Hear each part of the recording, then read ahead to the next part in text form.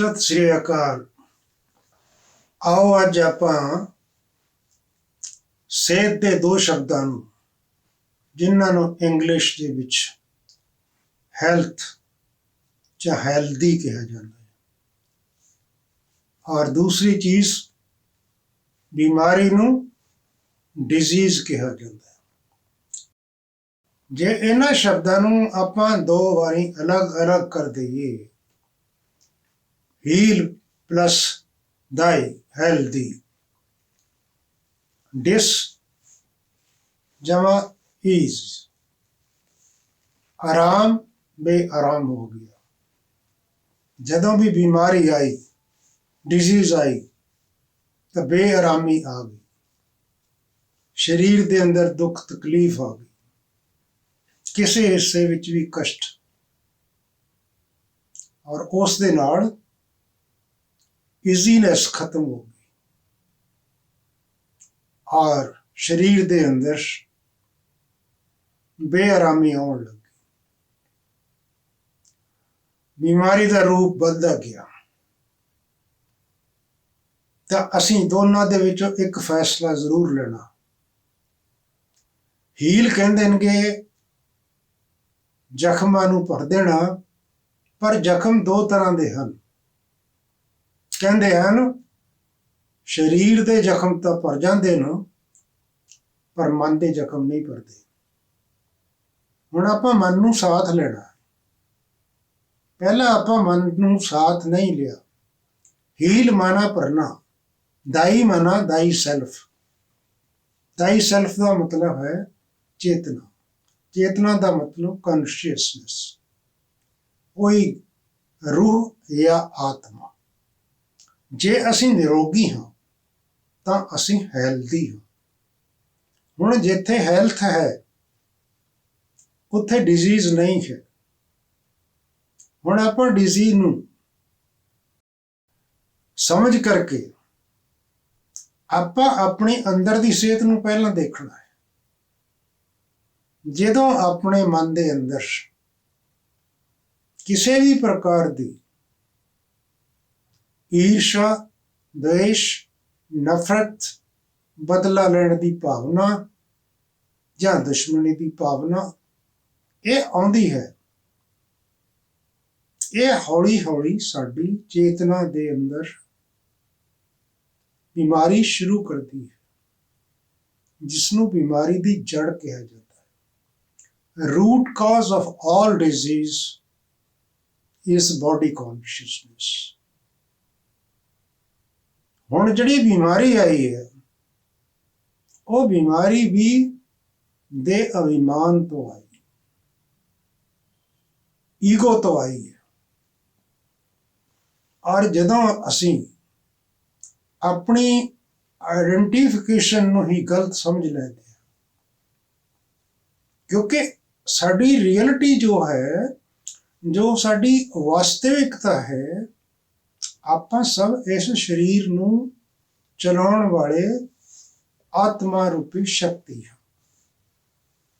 जिस दे नाल दो शक्तियां जुड़ियां होईयां हन। एक मन, एक बुद्धि, और तीजी चीज है बंदे दी एटीट्यूड, व्यक्ति, संस्कार। शरीर दे रोग तो पहला इस रोग नूं समझना बहुत जरूरी है। जदों साडियां ये तिन्ने शक्तियां मैं आत्मा मेरे कंट्रोल अंदर चलदियां हन। अगर प्रधानमंत्री या राष्ट्रपति दियां जो शक्तियां हन, जो भी प्रोफेशन कम कर रहे हैं, जो अधिकारी कम कर रहे हैं, अगर वो ओहदा कहना नहीं मनते तो समाज भी अच्छी तरह नहीं चलता, समाज का संविधान भी अच्छी तरह नहीं चलता। ये कहा जाता है कि मन जीते जग जीत। आपां तां आराम नाल बैठ जांदे, पर जिहड़ा मन ਔਰ ਸਾਡੀ ਜਿਹੜੀ ਬੁੱਧੀ ਹੈ, ਸਾਡੇ ਜਿਹੜੇ ਸੰਸਕਾਰ ਹੈ, ਇਹ ਆਰਾਮ ਨਹੀਂ ਕਰਦੇ। ਜਿਸ ਨੂੰ ਅਸੀਂ ਭੁੱਲਣਾ ਚਾਹੁੰਦੇ ਹਾਂ ਉਹ ਭੁੱਲਦਾ ਨਹੀਂ, ਜਿਹਨੂੰ ਯਾਦ ਕਰਨਾ ਚਾਹੁੰਦੇ ਹਾਂ ਉਹ ਯਾਦ ਨਹੀਂ ਆਉਂਦਾ। ਹੁਣ ਯਾਦ ਅਸੀਂ ਕਿਸ ਨੂੰ ਕਰਨਾ ਚਾਹੁੰਦੇ? ਜਦੋਂ ਵੀ ਸਰੀਰ ਦੀਆਂ ਬਿਮਾਰੀਆਂ ਆਈਆਂ, ਅੱਜ ਸਾਰੀ ਪੈਥੀਜ਼, ਐਲੋਪੈਥੀ, ਨਿਊਰੋਪੈਥੀ ਔਰ ਹੋਮਿਓਪੈਥੀ, ਆਯੁਰਵੇਦਾ, ਨੈਚੁरोपैथी, ਇੱਕ ਚੀਜ਼ ਦੇ ਬਾਰੇ ਸਾਨੂੰ ਇਹ ਸਮਝ ਦੇ ਰਹੀ ਹੈ ਕਿ ਖਾਣੇ ਵਾਲੀਆਂ ਚੀਜ਼ਾਂ ਦੇ ਵਿੱਚ ਕਿਹੜੀਆਂ ਚੀਜ਼ਾਂ ਵਿੱਚ ਕਿਹੜੇ ਤੱਤ ਹਨ। ਮੂਲੀ, ਗਾਜਰ, ਸੇਬ, ਟਮਾਟਰ, ਇੱਕ ਚੀਜ਼ ਦੀ ਸਾਨੂੰ ਡਾਕਟਰ ਸਮਝ ਵੀ ਦੇ ਰਹੇ ਹਨ ਔਰ ਦੱਸ ਰਹੇ। ਅੱਜ ਤੋਂ 50-60 ਵਰਸ਼ ਪਹਿਲਾਂ ਕਦੇ ਸੁਣਿਆ ਸੀ ਕਿ ਸਾਨੂੰ ਇੰਨੀਆਂ ਚੀਜ਼ਾਂ ਦਾ ਪਤਾ ਲੱਗੇਗਾ? ਤਾਂ ਅੱਜ ਅਸੀਂ ਵਿਟਾਮਿਨਸ ਬਣਾ ਦਿੱਤੇ, ਕੈਪਸੂਲ ਬਣਾ ਦਿੱਤੇ, ਟੌਨਿਕਸ ਦੀਆਂ ਸ਼ੀਸ਼ੀਆਂ ਬਣਾ ਦਿੱਤੀਆਂ, ਪਰ ਫਿਰ ਵੀ ਮਨ ਦੀ ਟੌਨਿਕ ਤਾਂ ਅਜੇ ਤੱਕ ਵੀ ਨਹੀਂ ਬਣੀ। ਜਿਹੜੀ ਅੰਦਰ ਆਤਮਾ ਆਰਾਮ ਨਾਲ ਆਉਣੀ ਚਾਹੀਦੀ, life style, positive life style ਕਿਸ ਨੂੰ ਕਿਹਾ ਜਾਂਦਾ ਹੈ? ਕਿ ਅਸੀਂ ਆਪਣੇ ਆਦਤਾਂ ਨੂੰ ਵੀ ਪੋਜ਼ਿਟਿਵ ਬਣਾ ਦਈਏ, ਆਪਣੇ ਸੰਸਕਾਰਾਂ ਨੂੰ ਵੀ ਪੋਜ਼ਿਟਿਵ ਬਣਾ ਦਈਏ, ਆਪਣੇ ਸੰਬੰਧਾਂ ਨੂੰ ਵੀ ਪੋਜ਼ਿਟਿਵ ਬਣਾ ਦਈਏ, ਔਰ ਹੋਰ ਕੁਝ ਨਹੀਂ ਤਾਂ ਆਪਣੇ ਆਪ ਨੂੰ ਵੀ ਪੋਜ਼ਿਟਿਵ ਬਣਾ ਦਈਏ, ਤਾਂ ਅਸੀਂ ਹੈਲਦੀ ਕਹਿਲਾਵਾਂਗੇ। ਹੈਲਦੀ ਮਾਨਾ ਸਿਹਤਮੰਦ ਕਹਿਲਾਵਾਂਗੇ। ਔਰ ਸਿਹਤ ਸਾਡਾ ਜਨਮ ਸਿੱਧ ਅਧਿਕਾਰ ਹੈ, ਕਿਉਂਕਿ ਜੋ ਆਤਮਾ ਦੀਆਂ ਨਿੱਜੀ ਸ਼ਕਤੀਆਂ ਹਨ, ਪ੍ਰੇਮ, ਸ਼ਾਂਤੀ, ਆਨੰਦ, ਸ਼ਕਤੀ, ਗਿਆਨ, ਸਮਝ, ਇੱਕ ਦੂਸਰੇ ਨਾਲ ਵਿਵਹਾਰ ਔਰ ਖਾਣ ਪੀਣ ਦਾ ਆਹਾਰ, ਇਹ ਸਾਰੀਆਂ ਚੀਜ਼ਾਂ ਦੇ ਨਾਲ ਸੰਬੰਧ ਰੱਖਦੀਆਂ ਹਨ। ਔਰ ਡੇਲੀ ਦੀ ਐਕਸਰਸਾਈਜ਼ ਔਰ ਡੇਲੀ ਚੱਲਣਾ, ਪੈਦਲ 4-5 ਕਿਲੋਮੀਟਰ ਚੱਲਣਾ, ਔਰ ਜਿਸ ਦੀ ਰਫ਼ਤਾਰ ਸਾਡੇ ਪਲਸ ਦਾ ਰੇਟ ਅਗਰ 70 ਤੋਂ 80 ਤੱਕ ਨਾਰਮਲ ਹੈ, ਤਾਂ ਸਾਡੀ ਰਫ਼ਤਾਰ 120 ਦੇ ਉੱਤੇ ਚੱਲਣੀ ਚਾਹੀਦੀ। 140 ਤੇ ਵੀ ਚੱਲ ਸਕਦੀ ਹੈ। ਜੇ ਤੁਹਾਨੂੰ ਕੋਈ ਸਾਹ ਦੀ ਪ੍ਰੋਬਲਮ ਨਹੀਂ ਆਉਂਦੀ, ਰੈਸਪੀਰੇਟਰੀ ਸਿਸਟਮ ਠੀਕ ਕੰਮ ਕਰ ਰਿਹਾ, ਤਾਂ ਤੁਸੀਂ ਆਪਣੀ ਸਿਹਤ ਨੂੰ ਪ੍ਰਮੋਟ ਕਰ ਸਕਦੇ। ਮੈਂ ਸਿਹਤ ਦੀ ਕਿਊਰੇਟਿਵ ਹੈਲਥ ਬਾਰੇ ਗੱਲ ਨਹੀਂ ਕਰਦਾ, ਔਰ ਨਾ ਮੈਂ ਪ੍ਰੀਵੈਂਸ਼ਨ ਬਾਰੇ ਵੀ ਮੈਂ ਦੱਸਦਾ, ਕਿ ਮੈਂ ਦਰਅਸਲ ਦੇ ਵਿੱਚ ਪ੍ਰਮੋਸ਼ਨ ਬਾਰੇ ਦੱਸਦਾ ਕਿ ਆਪਾਂ ਆਪਣੀ ਆਯੂ ਨੂੰ ਵਧਾ ਸਕਦੇ ਹਾਂ। ਇਹ ਆਪਣੇ ਹੱਥ ਵਿੱਚ ਹੈ। ਕਿਹਾ ਜਾਂਦਾ ਹੈ, ਕਰ ਲਓ ਸਿਹਤ ਆਪਣੀ ਮੁੱਠੀ ਵਿੱਚ। ਜੇ ਆਪਾਂ ਅੱਜ ਤੋਂ ਹੀ ਇਹਨਾਂ ਚੀਜ਼ਾਂ ਵੱਲ ਅਟੈਂਸ਼ਨ ਦੇਵਾਂਗੇ ਤਾਂ ਸਾਡੀ ਸਿਹਤ ਤਾਂ ਅੱਛੀ ਰਹੇਗੀ, ਸਾਡੀ ਆਯੂ ਵੀ ਵਧੇਗੀ। ਅਸੀਂ ਆਪਣੇ ਡਾਕਟਰ ਆਪ ਬਣ ਜਾਵਾਂਗੇ। ਸਾਨੂੰ ਡਾਕਟਰਾਂ ਕੋਲੇ ਜਾ ਕਰਕੇ, ਡਾਕਟਰ ਦੀਆਂ ਨਸੀਹਤਾਂ ਲੈ ਕਰਕੇ, ਡਾਕਟਰ ਦੀ ਪ੍ਰੈਸਕ੍ਰਿਪਸ਼ਨ ਲੈ ਕਰਕੇ, ਔਰ ਇੰਨੇ ਵੱਡੇ ਟੈਸਟ ਹਜ਼ਾਰਾਂ ਰੁਪਏ ਦੇ, ਅਸੀਂ ਉਹਨਾਂ ਤੋਂ ਵੀ ਬਚ ਜਾਵਾਂਗੇ। ਜਦੋਂ ਅਸੀਂ ਨਿਰੋਗੀ ਹੋਵਾਂਗੇ, ਸਾਡੀ ਸਵਾਸ ਦੀ ਕਿਰਿਆ ਠੀਕ ਚੱਲੇਗੀ, ਹਾਰਟ ਦੀ ਪਲਪੀਟੇਸ਼ਨ ਨਾਰਮਲ ਚੱਲੇਗੀ, ਔਰ ਸਾਨੂੰ ਆਪਣੇ ਆਪ ਹੀ ਪਤਾ ਲੱਗ ਜਾਂਦਾ ਹੈ ਕਿ ਜਦੋਂ ਮੈਂ ਤੇਜ਼ ਚੱਲਦਾ, ਭੱਜਦਾ, ਤਾਂ ਮੇਰਾ ਸਾਹ ਚੜ ਜਾਂਦਾ। ਇਹਦਾ ਅਰਥ ਇਹ ਹੋਇਆ ਕਿ ਹਾਰਟ ਨੂੰ ਸਪਲਾਈ ਘਟ ਰਹੀ ਹੈ, ਨਾੜੀਆਂ ਵਿੱਚ ਬਲੌਕ ਹੋ ਰਿਹਾ। ਉਸੇ ਟਾਈਮ ਕੀ ਕਰੋ, ਉਸੇ ਟਾਈਮ ਆਪਣੀ ਡਾਈਟ ਨੂੰ ਚੇਂਜ ਕਰ ਦਿਓ।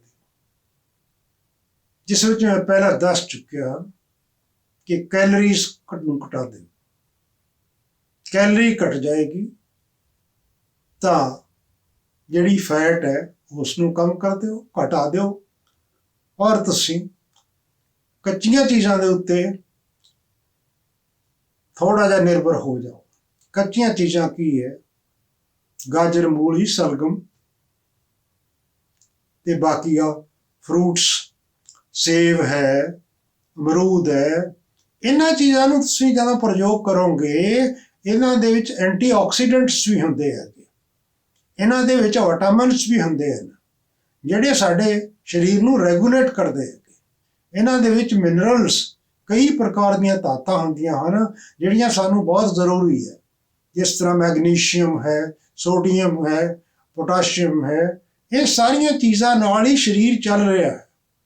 ਇੱਕ ਚੀਜ਼ ਵੀ ਉੱਪਰ ਨੀਚੇ ਹੁੰਦੀ ਹੈ ਤਾਂ ਸਾਡੇ ਸਰੀਰ ਵਿੱਚ ਫਰਕ ਆਉਣਾ ਸ਼ੁਰੂ ਹੋ ਜਾਂਦਾ, ਕੋਈ ਨਾ ਕੋਈ ਰੋਗ ਹੋਣਾ ਸ਼ੁਰੂ ਹੋ ਜਾਂਦਾ। ਇਸ ਵਾਸਤੇ ਮੈਂ ਆਪਣੇ ਭੈਣਾਂ ਭਰਾਵਾਂ ਨੂੰ ਇੱਕ ਗੱਲ ਜ਼ਰੂਰ ਕਹਿਣਾ ਕਿ ਮੈਂ ਜਿੰਨੇ ਵੀ ਲੈਕਚਰਸ ਆਪ ਜੀ ਨੂੰ ਦਿੱਤੇ ਹਨ, ਉਹਨਾਂ ਵਿੱਚ ਮੈਂ ਚੇਤਨਾ ਦੇ ਉੱਪਰ ਜ਼ਿਆਦਾ ਫੋਕਸ ਕੀਤਾ ਹੈ। ਔਰ ਅੱਜ ਦੇ ਟਾਈਮ ਦੇ ਵਿੱਚ ਵੀ ਜਿੰਨੇ ਵੱਡੇ ਮੈਡੀਕਲ ਆਫੀਸਰਸ, ਜਿੰਨੇ ਵੀ ਮਾਹਰ ਹਨ ਹਰ ਇੱਕ ਬਿਮਾਰੀ ਦੇ, ਉਹ ਇੱਕੋ ਹੀ ਗੱਲ ਦੱਸਦੇ ਹਨ ਕਿ spirituality is very important for the life. ਮਗਰ ਸਪਿਰਿਚੁਅਲਿਟੀ ਨੂੰ ਵੀ ਸਮਝਣਾ ਪਏਗਾ। ਸਪਿਰਿਚੁਅਲਿਟੀ ਨੂੰ ਵੀ ਅਸੀਂ ਕੁਝ ਗਲਤ ਸ਼ਬਦਾਂ ਨਾਲ ਨਾਮ ਦੇ ਦਿੱਤਾ ਹੈ। ਉਹਨਾਂ ਨੂੰ ਅਸੀਂ ਅਨੇਕ ਧਰਮਾਂ ਦੇ ਵਿੱਚ ਹੀ ਵੰਡ ਦਿੱਤਾ ਹੈ ਕਿ ਹਿੰਦੂਆਂ ਦੀ ਸਪਿਰਿਚੁਅਲਿਟੀ ਹੋਰ ਹੈ, ਮੁਸਲਮਾਨਾਂ ਦੀ ਹੋਰ ਹੈ। ਪਰ ਨਹੀਂ, ਹਿੰਦੂ, ਮੁਸਲਿਮ, ਸਿੱਖ, ਈਸਾਈ ਆਤਮਾ ਦੇ ਰੂਪ ਦੇ ਵਿੱਚ ਸਭ ਭਾਈ ਭਾਈ, ਔਰ ਸਭ ਦਾ ਮਾਲਕ ਇੱਕ। ਉਹ ਮਾਲਕ ਹੈ ਸੋਰਸ ਆਫ એનર્ਜੀ। ਉਹਦੇ ਨਾਲ ਕਨੈਕਸ਼ਨ ਜੋੜਨ ਨਾਲ ਅੱਜ ਅਸੀਂ ਸਭ ਅਨੇਕ ਪ੍ਰਕਾਰ ਦੀਆਂ ਸਾਧਨਾ ਕਰਦੇ ਹੋਏ ਵੀ, ਕੋਈ ਸੂਰਜ ਦੀ ਸਾਧਨਾ ਕਰ ਰਿਹਾ, ਕੋਈ ਕਿਸੇ ਪ੍ਰਕਾਰ ਦੀ, ਕੋਈ ਬ੍ਰਹਮੰਡ ਦੀ। ਪਰ ਇੱਕ ਚੀਜ਼ ਮੈਂ ਤੁਹਾਨੂੰ ਦੱਸਦਾ ਕਿ ਸੋਰਸ ਆਫ એનર્ਜੀ ਤਾਂ ਭਰਾਵੋ ਇੱਕੋ ਹੀ ਹੈ, ਉਹ ਵੀ ਇਸ ਦੁਨੀਆ ਤੋਂ ਪਾਰ। ਔਰ ਆਪਣਾ ਵੀ ਜਿਹੜਾ ਹੈ ਸਥਾਨ ਅਸਲੀ, ਉਹ ਵੀ ਦੁਨੀਆ ਤੋਂ ਪਾਰ ਹੈ। ਇਸ ਵਾਸਤੇ ਕਿਹਾ ਜਾਂਦਾ ਹੈ ਪਾਰ ਬ੍ਰਹਮ ਬਸੇ ਨਿਰਾਕਾਰ ਹੈ, ਕਰ ਕਰ ਦੇਖੇ ਨਜ਼ਰ ਨਿਹਾਲ। ਤਾਂ ਸਾਨੂੰ ਉਹ ਦੇਖ ਰਿਹਾ ਹੈ, ਹਰ ਸੈਕਿੰਡ, ਹਰ ਸੰਕਲਪ ਸਾਡੀ ਉਹ ਚੈੱਕ ਕਰ ਰਿਹਾ ਹੈ। ਤਾਂ ਆਪਣੇ ਉੱਤੇ ਅਟੈਂਸ਼ਨ ਦੇਵੋ ਤੇ ਆਪਣੀ ਅੰਦਰ ਦੀ ਸਿਹਤ ਤੇ ਫਿਰ ਸਰੀਰ ਦੀ ਸਿਹਤ ਨੂੰ ਤੁਸੀਂ ਨਿਰੋਗੀ ਬਣਾ ਸਕੋਗੇ। ਇਹਦੇ ਨਾਲ ਮੈਂ ਆਪਣਾ ਵਿਰਾਮ ਦਿੰਦਾ ਹੋਇਆ ਆਪ ਜੀ ਨੂੰ ਸਤਿ ਸ੍ਰੀ ਅਕਾਲ, ਔਰ ਫਿਰ ਮਿਲਾਂਗੇ।